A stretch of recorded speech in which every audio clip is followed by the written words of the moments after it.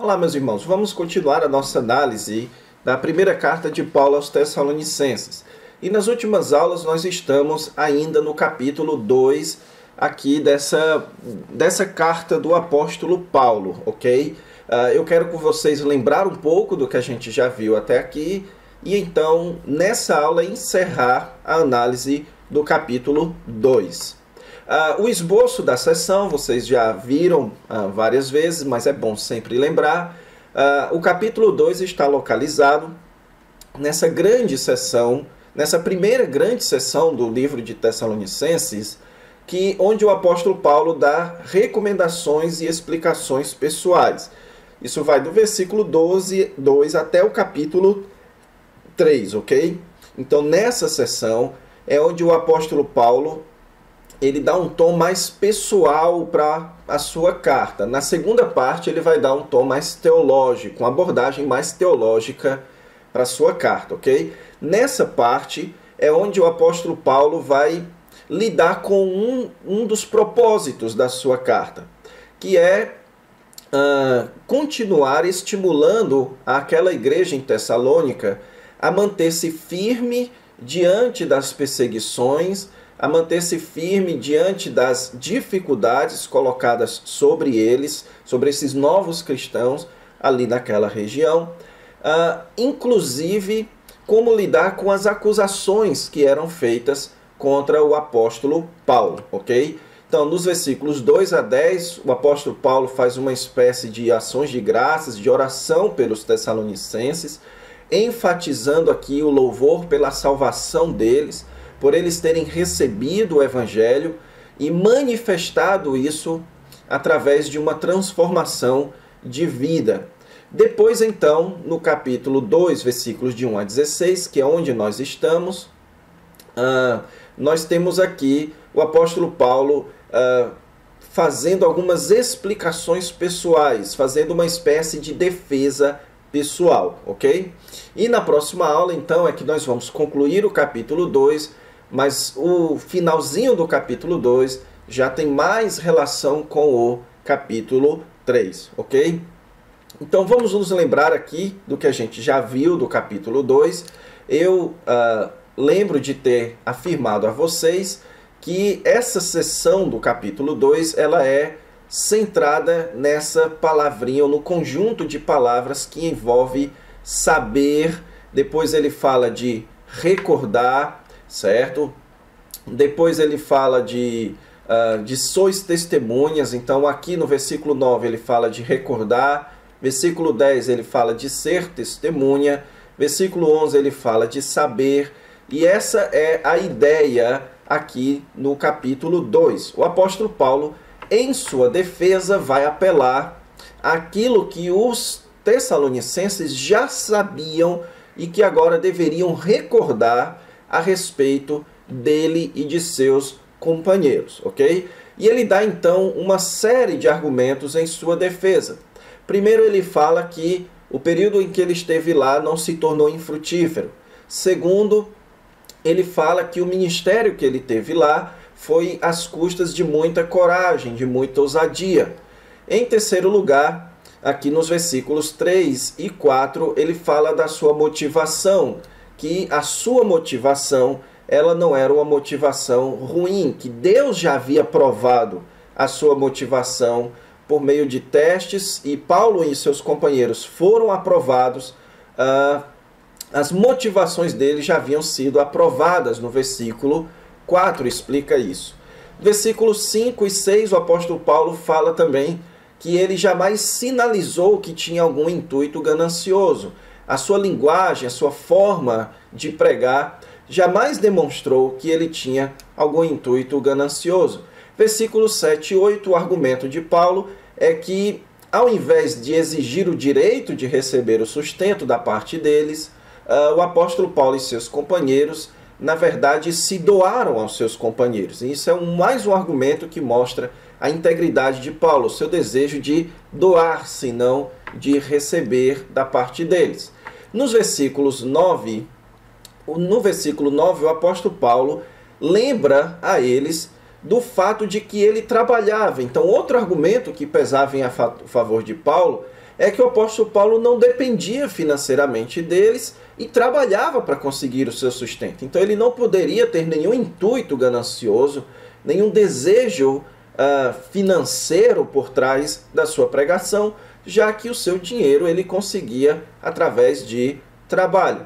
E no versículo 10, o apóstolo Paulo meio que resume, aqui é uma espécie de resumo, falando do seu procedimento. Seu procedimento sempre foi testemunhado por eles e por Deus como sendo um procedimento digno. E no final, nos versículos 11 e 12, o apóstolo Paulo menciona a ilustração de um pai como um argumento final em sua defesa, mostrando a eles que o propósito do apóstolo Paulo sempre foi que eles vivessem para a glória de Deus. Então, o que o apóstolo Paulo sempre pretendeu não foi o seu próprio sucesso, mas o sucesso do reino e da glória de Deus, ok? Então, todos estes argumentos aqui, juntos colaboram em defesa do apóstolo Paulo e dos seus companheiros. E nós fizemos uma série de aplicações mostrando como tudo isso também se aplica aos nossos próprios ministérios. Então aqui nós temos um excelente manual do que você precisa para se defender de todo tipo de acusação injusta que possa se levantar contra você no seu próprio ministério, ok?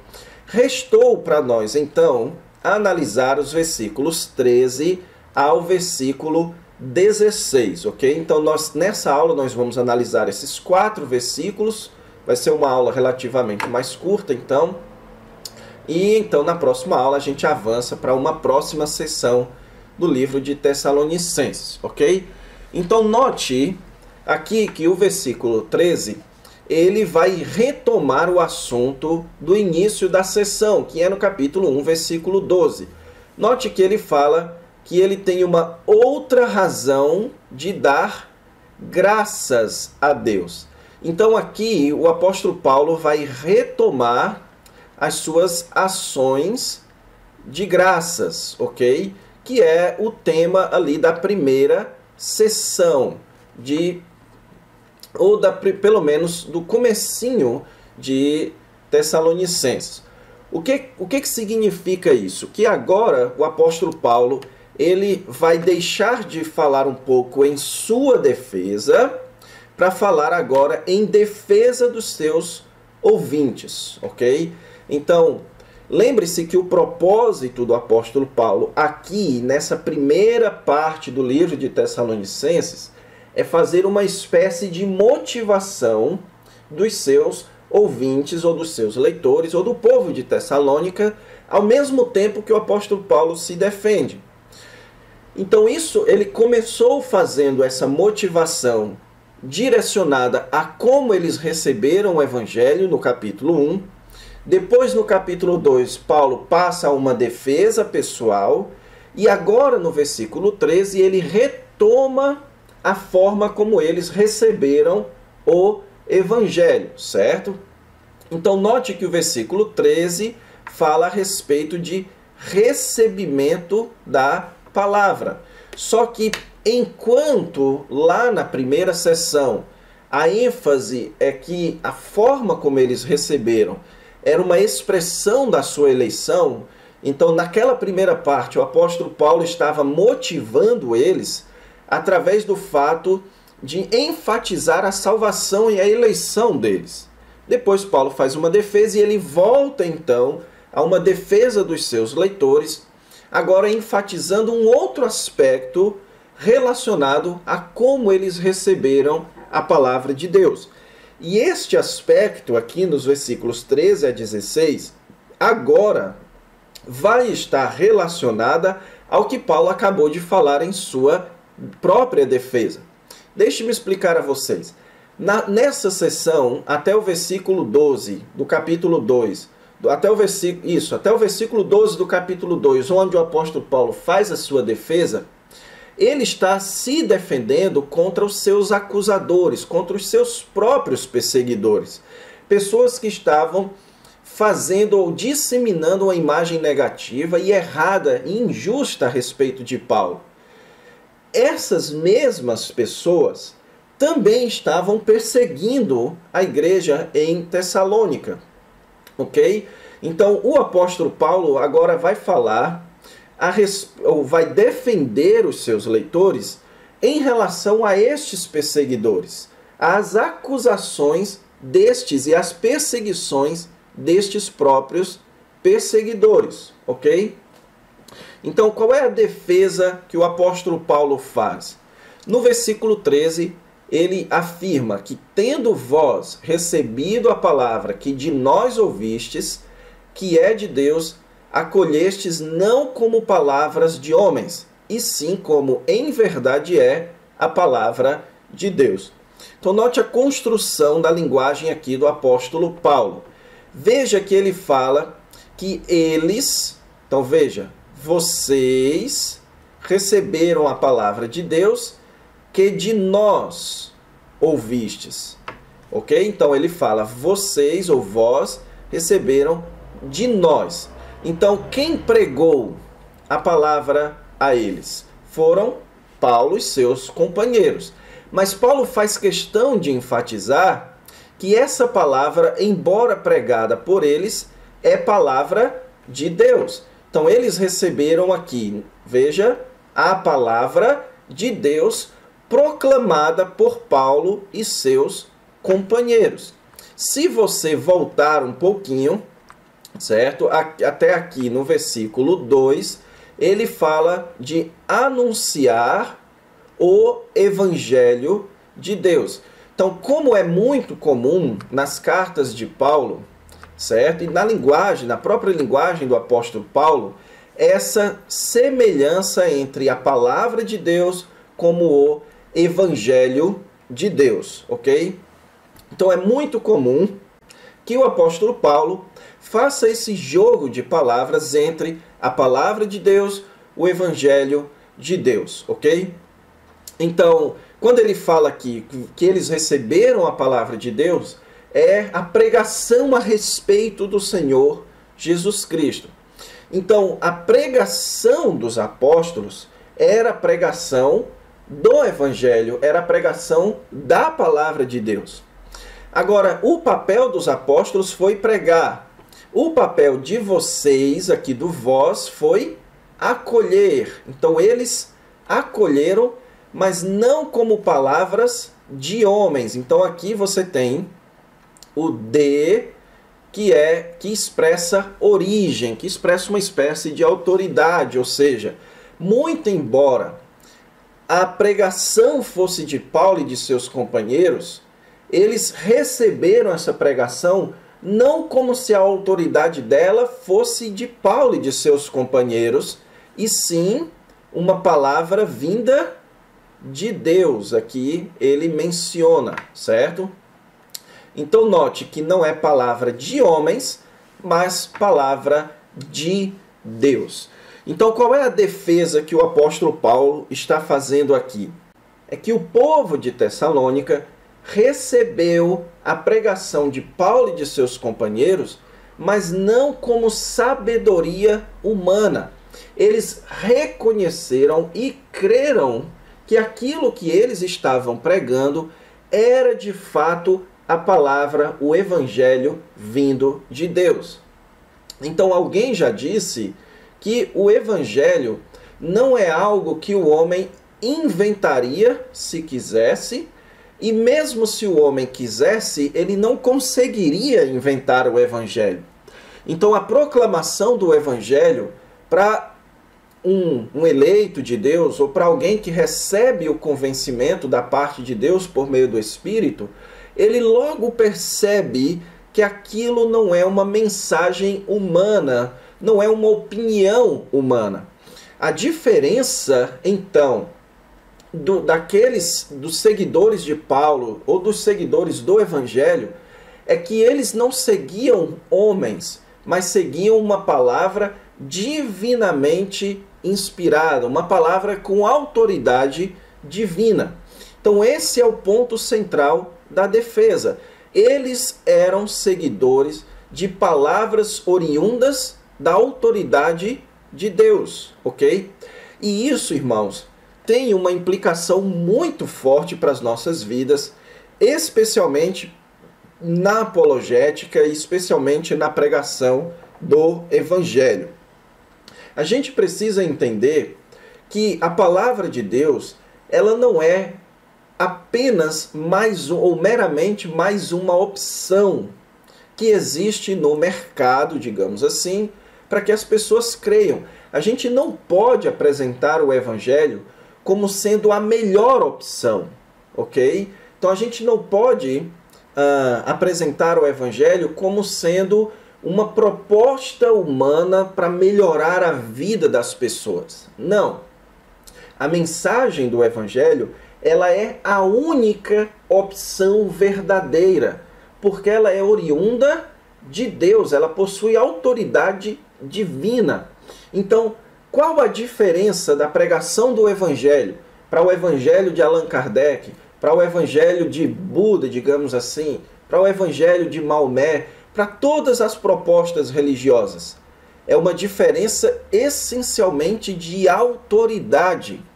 Embora todos eles afirmem uma certa autoridade divina, o Evangelho é a única palavra que de fato é autorizada por Deus. Por quê? Por causa da pessoa do Senhor Jesus Cristo.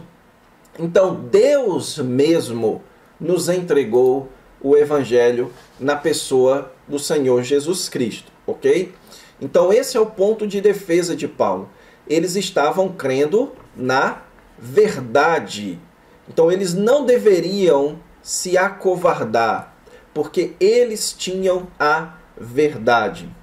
E ele complementa também que eles, além de acolherem o Evangelho, a palavra de Deus, aquilo estava operando eficazmente em vós. Ou seja, não apenas eles receberam o Evangelho, como aquilo transformou as suas vidas, como aquilo modificou as suas vidas. O apóstolo Paulo havia mencionado no capítulo 1, eles se converteram dos ídolos para o Deus verdadeiro. Eles estavam expressando a sua eleição, o seu recebimento do Evangelho, com manifestações espirituais, com o trabalho do Espírito Santo em suas vidas, com uma nova confiança, com uma confiança escatológica também.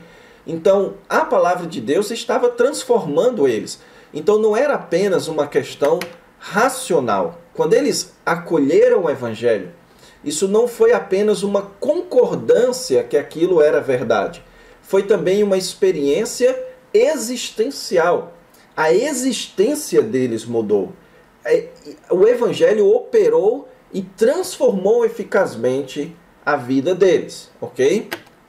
E você tem aqui a palavrinha os que credes, certo? A expressão os que credes, que é paralela à questão de acolher, ou seja, quem acolhe a palavra de Deus também é o que crê na palavra de Deus, ok? Então, aqueles que creem na palavra de Deus não apenas expressam uma concordância com a verdade, como também uma transformação pela verdade. E isso daqui é base para nossa confiança, é base para nos mantermos firmes diante de acusações e de perseguições dos de fora. Nós temos crido na verdade e na palavra de Deus, ok?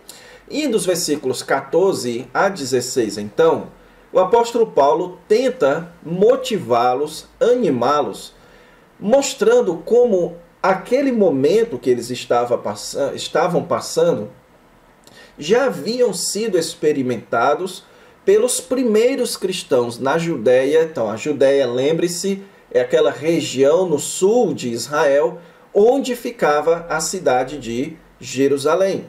Então, isso já havia sido experimentado pelos primeiros cristãos judeus ali na Judéia e pelo próprio apóstolo Paulo. Então, note que diz aqui que eles se tornaram imitadores, ou seja, aquilo que estava acontecendo com eles, de sofrerem aquelas perseguições, era uma reprodução daquilo que já havia sido feito na Judéia, certo? Então ele fala de igrejas, note que aqui é o plural, não havia só uma igreja ali em Jerusalém e na região. Havia igrejas de Deus na região da Judéia, certo?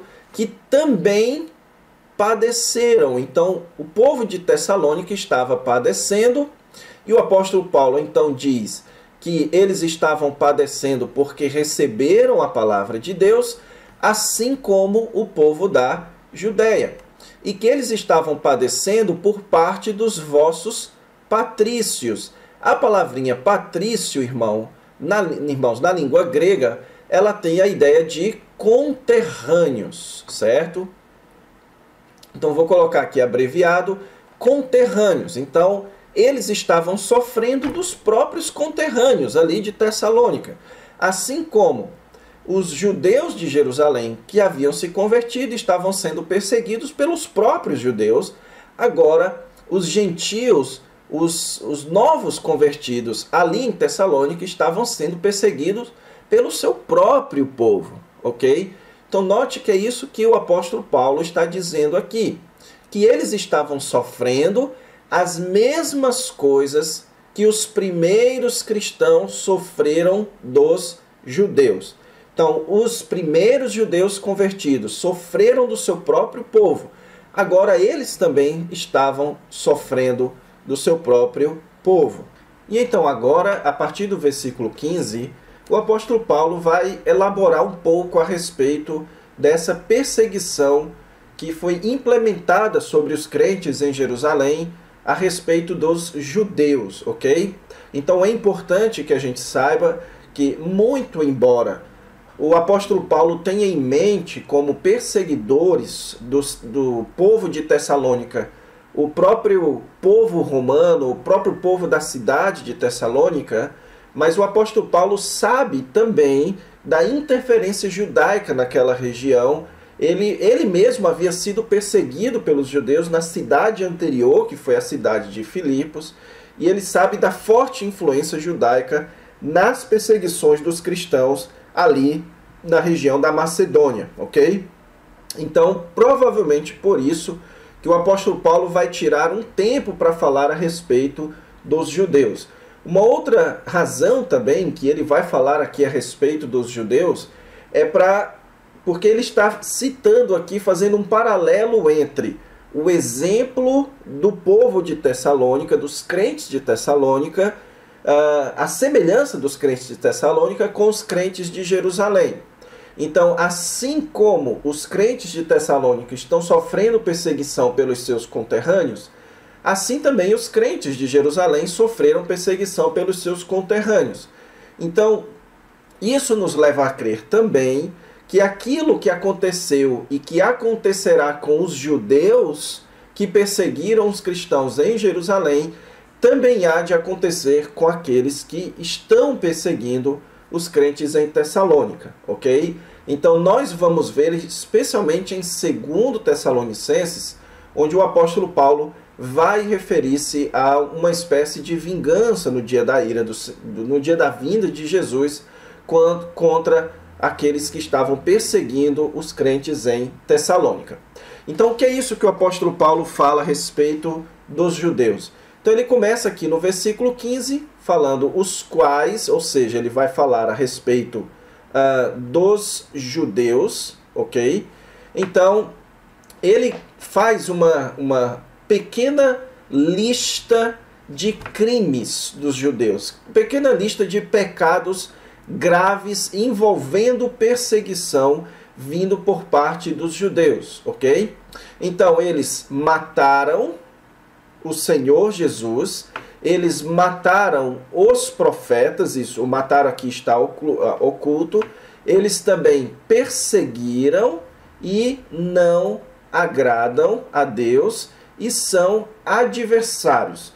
Então aqui são todos verbos, são todas expressões para representar o tipo de perseguição dos judeus. Então ele menciona em primeiro lugar aquela que foi a principal perseguição dos judeus, que foi a morte do Senhor Jesus Cristo. Eles mataram o Senhor Jesus Cristo, isso depois de uma sucessão longa de perseguições. Então o que Paulo fala no versículo 15 é que já é uma tradição desde o Antigo Testamento dos judeus perseguirem aqueles que Deus envia para eles. Então eles mataram os profetas e mataram o Senhor Jesus Cristo, ok? E então eles também nos perseguiram. Então aqui esse nos provavelmente refere-se aos apóstolos, ok? Ou pelo menos aos cristãos, aos primeiros cristãos. Então os judeus os perseguiram. Depois ele diz aqui que eles não agradam a Deus. Isso é a manifestação da ideia de que a perseguição deles contra os cristãos era, na verdade, uma perseguição contra Deus. No livro de Atos, lá no capítulo 5, se não me falha a memória, ali um dos sacerdotes, certo? Ali o sacerdote Gamaliel, ele disse lá que os judeus poderiam, ao perseguirem os cristãos, estarem lutando contra o próprio Deus, ok? Então essa é a ideia aqui, que eles não agradam a Deus, eles são adversários de Deus por se oporem à obra de Deus. E também são adversários de todos os homens, ok? E qual é a ideia do apóstolo Paulo quando ele diz aqui todos os homens? Geralmente, o todos, vocês devem saber disso, nas escrituras, diz respeito a não a todos sem exceção. Isso não faz o menor sentido, que os judeus eram adversários de todos os homens sem exceção. A ideia aqui é de todos os homens sem distinção. Eles eram adversários não só de judeus, como adversário também de gentios. Então, como isso cabe dentro do contexto? Paulo está dizendo aqui que eles não apenas eram adversários de judeus, porque eles perseguiram os próprios judeus, como eles também eram adversários dos gentios, ao perseguirem aqueles que queriam levar o evangelho aos gentios. Então, lá em Filipos e agora também em Tessalônica, o propósito da equipe missionária de Paulo era levar o evangelho aos gentios, e eles sofreram perseguição à parte dos próprios judeus, ok?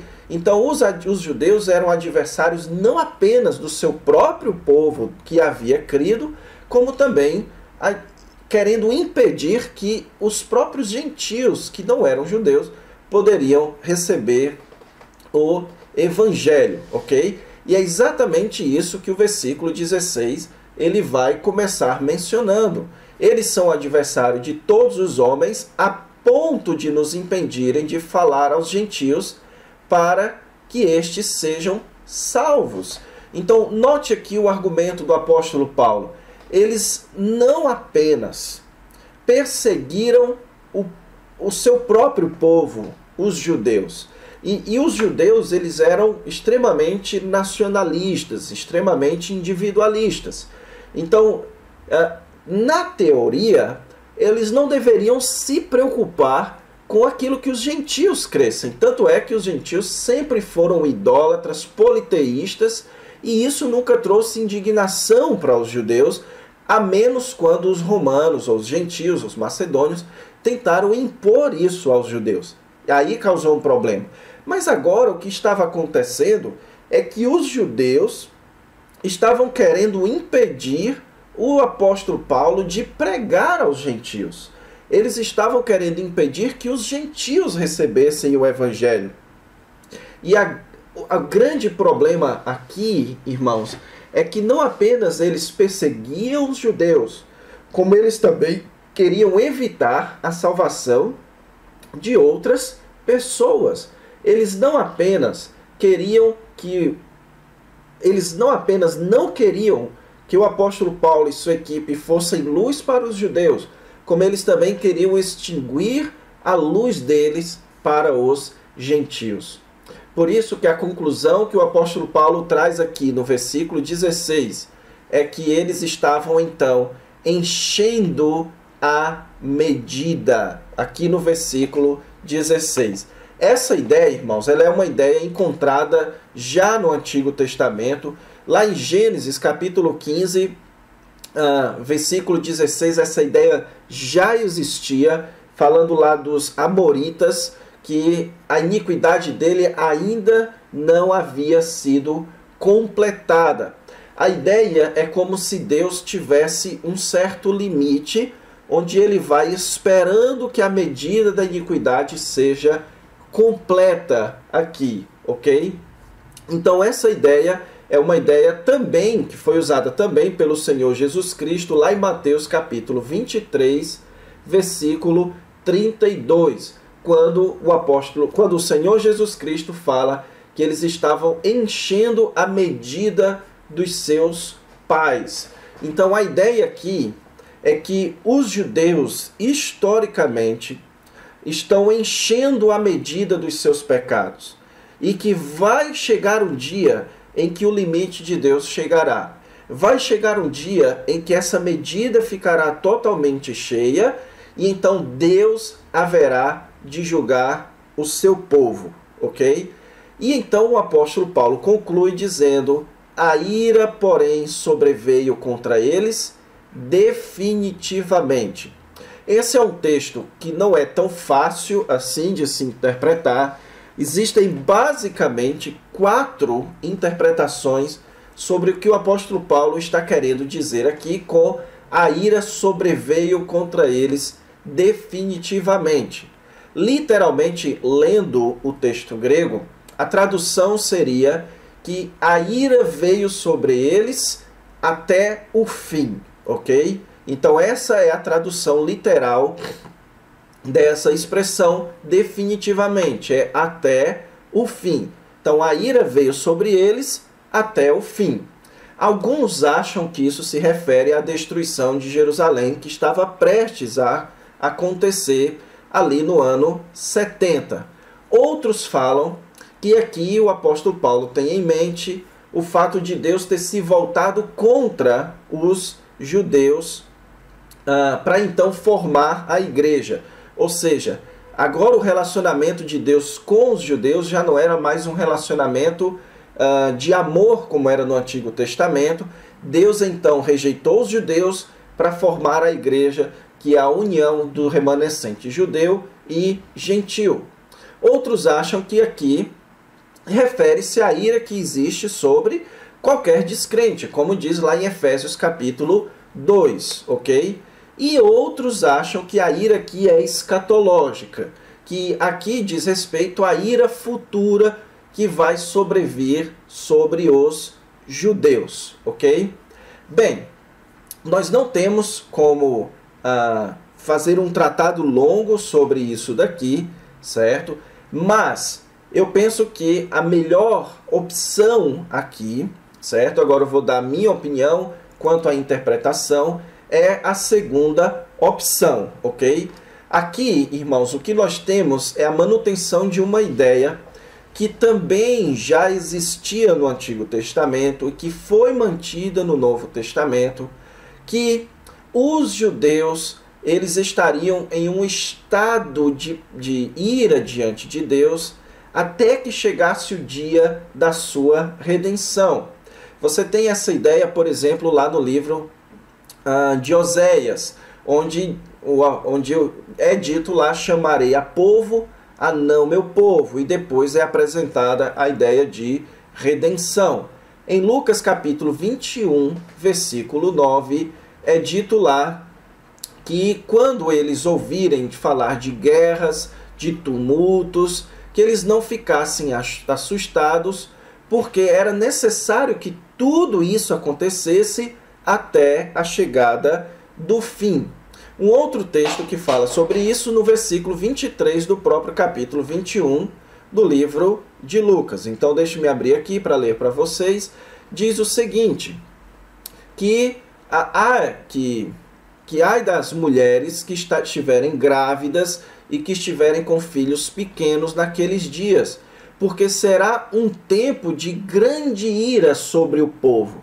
Então aqui a ideia é que o relacionamento de Deus aos judeus, não só nessa época, como também no período futuro da tribulação, é um relacionamento de ira, ok?